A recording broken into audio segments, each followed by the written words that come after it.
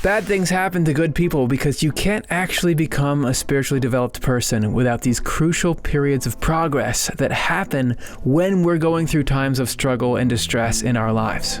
And the point of it all is to set us free.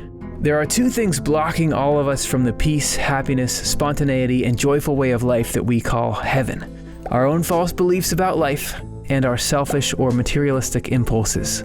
They can take many different forms in us and can be very hard to identify in ourselves and even harder to let go of. In fact, our ego will refuse to let go of them unless its world is disrupted, which happens during these times of distress. Only in that distressed state of mind can we really be liberated. This is a process that God carefully guides and manages, even though it often seems like chaos to us. So how do these struggles change us? Right now, we have our mental and emotional priorities all out of whack. Toxic, misguided elements crowd into our headspace, demanding that we give our time, attention, and life energy to pursuits and trains of thought that really don't serve us or anyone else. Our higher aspirations, or the person we know we really want to be, gets pushed to the margins and often drowned out in the noise. These spiritual struggles are the turning point in the process that flips all of that. In brief, they create the conditions to replace evil and falsity with goodness and truth. So they're doing something really good, even if it can be distressing to go through. Why does it all happen this way? Think of it like building your spiritual immune system. The physical and spiritual sides of life mirror each other. All the complex physical processes we go through are reflections of deeper spiritual processes. So the reason we have to grow spiritually through struggles is the same reason our immune system has to grow through encountering hostile microbes. There's even an analogous connection to the current medical technologies we use to stimulate our immune systems. Well then, what are these spiritual struggles like? We experience them as mental and emotional distress. Swedenborg describes them in places as the pangs of conscience. And I think it would fit into the more well-known term, the dark night of the soul. So is stubbing your toe a spiritual trial? Is losing your job one? Well, it's actually not about the event, but rather our own response to it. When outer circumstances trigger our own deeper concerns about the nature of life, God, and what's truly precious to us, then we've got the raw elements for spiritual growth. So this episode is about how our own struggles are an important tool for spiritual growth.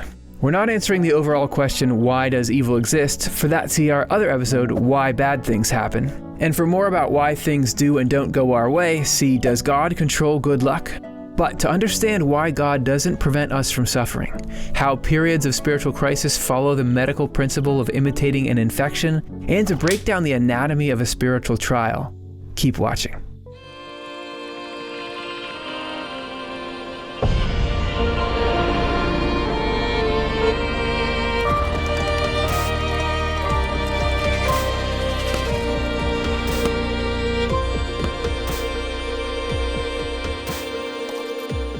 Why doesn't God prevent me from suffering? I mean, shouldn't that be one of the basic duties of a supreme deity? If you can only afford the base level package, wouldn't you at least include in there, you're God, you love me, and you know everything. Aren't you going to stop me from suffering, feeling harm? Why is this allowed and so frequently in our lives, even if we're trying to follow a good path? Well, there's insight into that in this quote. Anyone who imagines that the outer self, there's got to be a good reason here. Anyone who imagines that the outer self can be brought into correspondence without inward struggle is mistaken. Correspondence being the harmony between the inward and the outer self. The outer self being where everything sort of negative and superficial is wrapped up. The inner self where, the real goodness and truth in us lies. Times of trial are the means for getting rid of evil and falsity and replacing them with goodness and truth. Oh, they have a function. They're allowed because they do something. They're also the means for reducing the attributes of the outer self to obedience, so that the outer self can serve the intermediate self, or the rational self, and through this, the inner self, or rather the Lord working through the inner self. So there are different parts of you, and if they're out of order, we know what the results are. We've all encountered people or had periods in our life where the stuff that shouldn't be running the show is running the show. What God is trying to do is open up a channel for the divine to come into us and bring love and truth and make us into the kind of people you'd want to hang out with. But to get there, we spiritually have this work ahead of us of replacing evil and falsity with goodness and truth. And that's the hill we have to climb. And it seems like it's a little bit messed up that you start needing to fix this stuff, but it is. This is actually not how things were meant to be. It's just like the physical environment has gotten polluted, the spiritual environment is polluted. This is not how it was in the beginning. We did a couple of clips about that, actually. Did God create evil? You can check that out. We also have a Q&A show where we touch on the origin of evil. But we are where we are. So let's figure out how we can deal with it effectively. The situation is that we have evil and falsity in us. So that would mean corrupt motivation, self-centered, exclusively self-centered motivation, and untrue ideas that justify and support that. We got it in there. I think if you look at yourself hard enough, you can tell pretty easily that it's there. And that's got to be replaced by goodness and truth, by a love for the common good and seeing life the way that it actually is. It's a lot like the work that we have ahead of us building an immune system as little children. In a vacuum, you might think, it would be much better if a child, think about how cute and sweet they are. You don't want them to ever encounter any potentially dangerous microbes. But look at this. This is from an article in the New York Times. Studies have shown that priming or seeding of the microbiome in the child is absolutely critical, she said. While you don't want to go out and expose your child to aggressive infections, you don't want to create such a sterile environment that their immune system doesn't develop normally. It puts them at risk of developing immune diseases. Oh, keeping them safe can actually cause problems. And what we've learned, Dr. Gilbert said, is that early life exposure to microbes can shape not only the immune system, affecting a child's likelihood of developing autoimmune conditions like eczema and asthma, but also the endocrine system and even the child's neurodevelopment. So with that in mind, we can trust not that our wounds aren't hurting and that the things we go through aren't painful, but that they're used to strengthen something constructive for us, that we are, like the immune system progresses as we grow, there is some spiritual immunity that we're building through all of our times of struggle. We can see this principle play out in Swedenborg's own life as well. We're so lucky as to have his Journal of Dreams, a manuscript that he wrote during that transitional period when he was going through a spiritual awakening. And in that journal, he uses the word temptations, meaning trials or crises, over 30 times. He was going through a lot of very intense stuff. He was wrestling with pride. He was wrestling even with food issues. He was wrestling with a sense of being a sinful, unworthy person. He was wrestling with sexual feelings and where he should stand in relation to them. And out of those experiences, he came away with a deeper sense of how important humility is and a feeling of genuine humility. He was also blessed to witness, tearfully sometimes, the mercy of the Lord, to lift him up and to encourage him and support him when, as far as he was concerned, he was at his absolute worst. Imitating an infection. If we're going to find some logic to what's going on with us spiritually and through these difficult times that we go through, let's see if we can find a parallel in what happens in physical life. Spiritual crises grant us immunity by imitating an infection, which is a lot like a hot topic in the world right now, vaccines. This is from a CDC explainer. Vaccines help develop immunity by imitating an infection. You'd think to get immunity, you'd get as far as you could from infections. This type of infection, however, almost never causes illness, but it does cause the immune system to produce T lymphocytes and antibodies. Once the imitation infection goes away, the body is left with a supply of memory T lymphocytes, as well as B lymphocytes that will remember how to fight that disease in the future. However, it typically takes a few weeks for the body to produce T lymphocytes and B lymphocytes after vaccination. So you have to introduce a version, like a dumbed down version of the actual thing to build up the immune system, to be able to fight it. So in there was this quote, vaccines help develop immunity by imitating an infection. How do we parallel that spiritually? Well, what's a spiritual infection? You are infected spiritually when you love what's evil. It's not the same that evil is attacking you, but when we love the kind of harm that gets us some kind of reward, and we live in it and do it, you've got it. You've caught the disease. Look at this passage about evil and good spirits in these spiritual crises that we go through. There are evil spirits and good spirits with each of us. The evil spirits are in our evil tendencies, and the good spirits are in our good tendencies. That's cool to think about those forces showing up in sort of your day-to-day choices. When the evil spirits come closer, they stir up our evil tendencies. And the good spirits respond by stirring up our good ones. This leads to a collision and a battle that causes the inner anxiety that is a crisis of the spirit. So we know the anxiety, we know that feeling, but think about those two forces and how they interact. Isn't that just like the vaccine? And the angels are the immune response, and the evil spirits are the introduced infection simulation. It happens when we get sick as well. I mean, that you could think of the evil like the pathogen and the angels as our immune system. This is the pattern, though. Think about when the first time a phone scam ever called you. I bet you talked to them. Now, do you even pick up the phone? No, you get used to things, you get prepared for things. And that's what's going on here inside us spiritually. It can be tougher or easier if evils are really active, if we're living it, rather than just something that we're sort of born with an inclination toward. But the system can handle that as well. We just have to keep working at it. We often hear about inflammation in a negative sense, but actually, according to this article, the inflammatory response following tissue injury plays important roles both in normal and pathological healing. So when you have the right amount of it, it's a key part of that healing. So think about the processes that are going on there. You have homeostasis where everything seems like it's good, but then there's some injury, you got this early infection, and all these different kinds of cells have to show up. Neutrophils, macrophages, lymphocytes, mast cells, everything that's needed to deal with whatever kind of negative stimulus is there. So flipping that to the spiritual parallel with the angels and the evil spirits, which sounds so weird, but mirrors this exactly.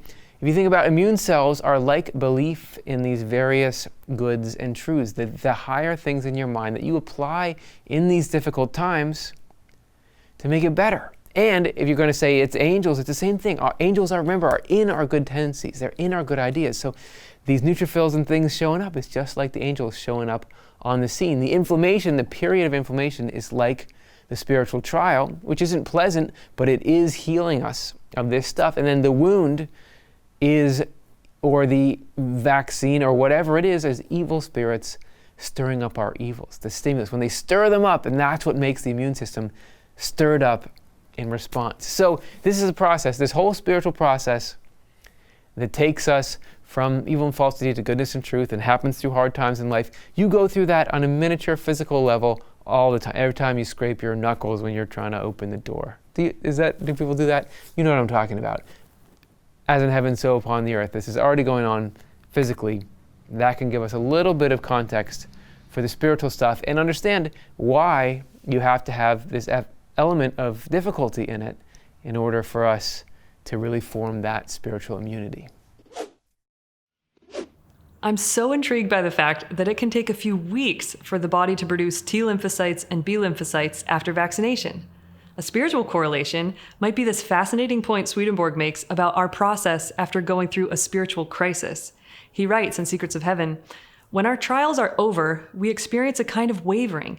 And if our trials have been spiritual, it's a vacillation between truth and falsity, as can be seen clearly enough from the fact that trial is the beginning of regeneration. We are left with almost no idea what is true or good. We are so unsure that we scarcely know whether anything is true. Yet slowly, bit by bit, light begins to pierce the murk or darkness we live in." So the trial is the beginning of our regeneration, just like a vaccination begins with being inoculated with an antigen. The antibody production isn't immediate, but takes time. After a spiritual trial, we don't feel grounded in spiritual truth right away, but instead we waver between truth and falsity. But that wavering is actually a sign of our developing spiritual immunity. Anatomy of a spiritual trial. So we have struggles in life, and there's actually two major kinds. There are spiritual trials and natural trials. And here's how you tell them apart. The spiritual temptations or spiritual trials happen in our inner self, and the natural ones happen in the outer self. Sometimes they happen separately. Sometimes they happen overlapping or at the same time.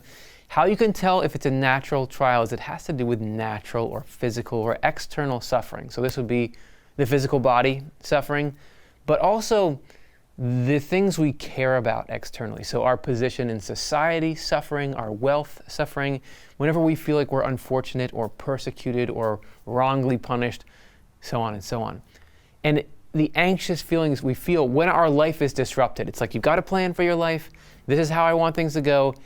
This is not going how I wanted it. That anxiety is what you would call natural trials.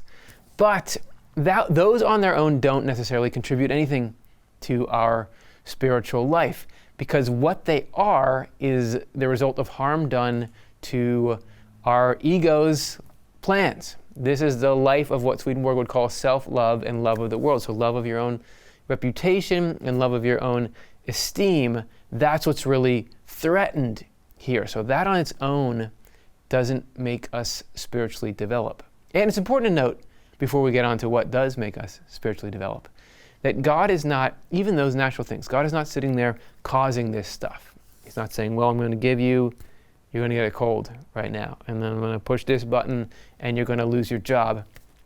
But as we said, the system or the situation is imperfect, evil is around, things are in a messed up state, so we do go through these things. Now here's how those outer misfortunes can actually lead to spiritual good for us. This is from Secrets of Heaven. Spiritual trials, however, test our inner self and attack our spiritual life. In spiritual trials, we do not worry about any loss of earthly life, but of faith and charity, and consequently of salvation, which sounds like some theological terminology, but really, so faith is what is true, charity is love of others, and salvation is like spiritual hope. So when you're feeling like, oh, the core things that are true and good, they're in doubt, and I'm concerned, and I have anxiety around that stuff, this is when it can really get intense. And these struggles, he goes on to say, are often triggered by earthly struggles. Oh, so these two can go together. Because during them, so during the time when all the earthly stuff is disrupted that we talked about before, in sickness or pain or the loss of wealth, prestige, and so on, we might find ourselves thinking about the help the Lord offers or about his providence. How many of all of us, even though we're here watching this channel, trying to be spiritual, as soon as something's going wrong, we're much more like, okay, God, I need your help, I need your help. We might think about the way the wicked boast and preen while the virtuous agonize and suffer various types of pain and loss. There you go. That's something, that's around goodness and truth. That's a tangible example, because you could be thinking, man, is life even fair? Why are people who are living in this really disruptive, negative way seeming to get what they want, and people who try to do what's right, is God even good? That's the added level of spiritual pain that starts to open us up. If we do think these thoughts, spiritual trial then combines with earthly trial, because that stuff is becoming front and center for us. So the major component that defines spiritual trials is when it's not centered on our ego concerns, but on what's right and wrong, or when there's that element. So it's not like, why am I going to lose this thing I want? But why do we suffer? Why aren't good people who are trying to be good given good things, right? Does that distinction make sense?